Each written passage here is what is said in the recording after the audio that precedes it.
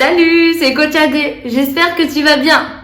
Aujourd'hui, on va voir ensemble comment travailler les fessiers de façon optimale, ce qui m'a aidé mon évolution, pourquoi les travailler, enfin je te dis tout dans cette vidéo.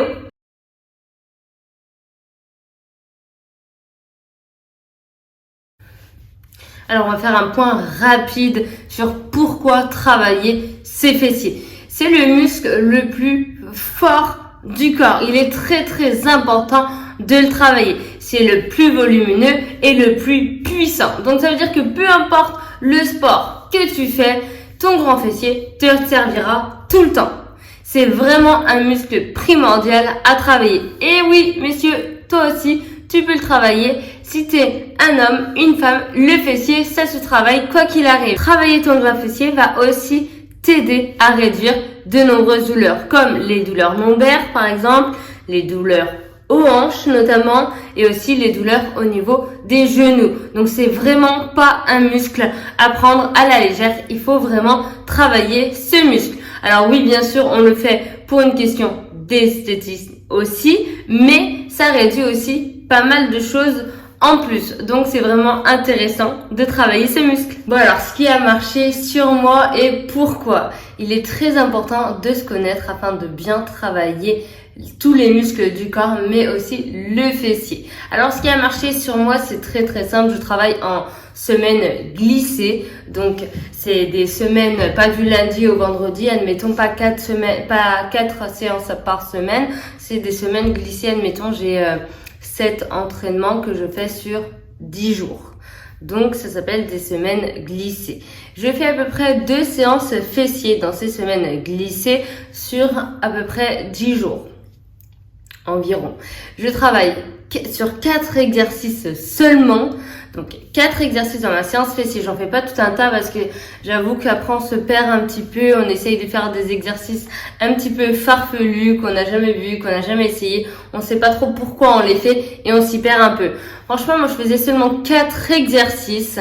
Un exercice d'isolation, donc à la fin, en début, ça dépendait, en pré-fatigue, en post-fatigue, juste vraiment pour isoler un maximum à la fin. Ça dépendait de la méthode choisie, mais j'en faisais seulement 4.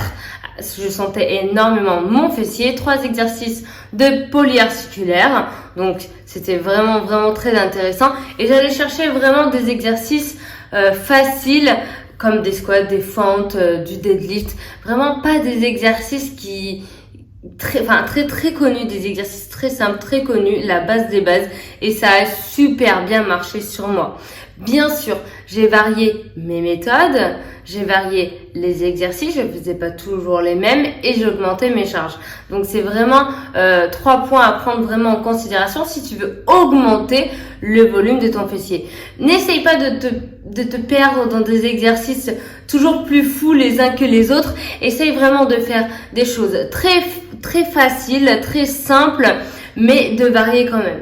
Varier, encore une fois, ça veut pas dire tout essayer, essayer tout et n'importe quoi. C'est vraiment parfois juste rajouter une contrainte comme un exercice ou juste changer d'angle ou changer, par exemple, si je fais du deadlift, essayer du deadlift sumo ou essayer du deadlift roumain. Enfin, c'est vraiment des choses très simples, très traditionnelles qui m'ont permis d'évoluer au niveau de mes fessiers. J'ai aussi joué avec les différentes phases de contraction, les différents régimes de contraction musculaire. Ça m'a vraiment beaucoup aidé. J'ai travaillé vraiment sur la phase concentrique. Je mettais du tempo, etc.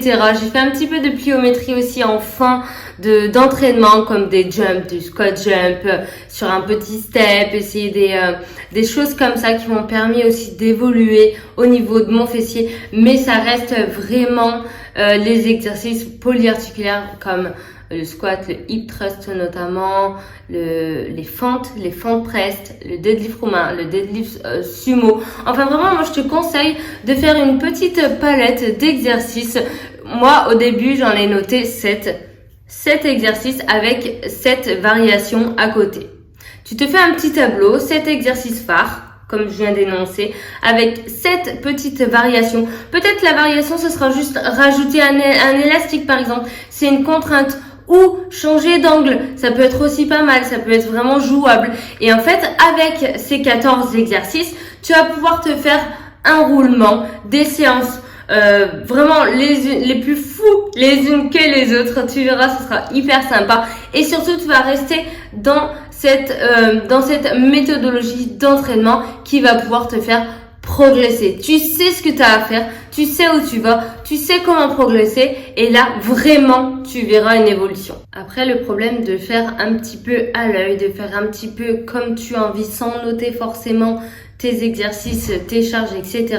c'est que tu vas pas avoir d'évolution, tu vas pas te rappeler de ce que tu as fait la semaine d'avant et encore la semaine d'avant et du coup c'est vrai que tu vas être un petit peu perdu et c'est pour ça que tu n'évolueras pas au niveau de ton fessier. Donc note bien ce que tu fais et un petit peu un suivi et tu verras là il y aura une réelle évolution. Si jamais tu ne veux pas noter tout ça, prends un programme adapté, il n'y aura aucun problème. C'est vraiment le plus simple pour évoluer au niveau de tes fessiers. Allez, je vais te donner quelques astuces au niveau du travail de tes fessiers. Lorsque tu es en séance, en 1, essaye de rester vraiment focus sur ce que tu fais.